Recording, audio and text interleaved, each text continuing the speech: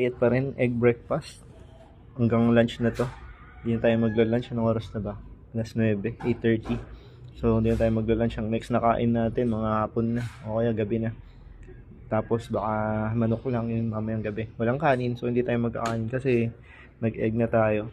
Pag hinaluan natin ng kanin, tsaka ng sugar, yun, nakaka-high blood na yun. So, sabi nga nila nakaka-high blood ang itlog dahil mataas ang cholesterol na ito, lalo na yung dilaw. So, tayo kinakain natin pati yung dilaw. Ang maganda lang kasi kaya nakakain natin yan kasi wala tayong rice.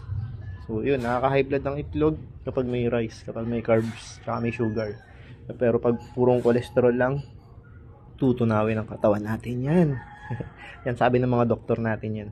Kaya all goods, yung mga nagsasabi na nakaka-high blood ang itlog, yan ang sagot kung bakit nakaka-high blood ang itlog. Dahil ang tinutunaw daw ng katawan natin ay yung carbs tsaka yung sugar, naiiwan ng cholesterol.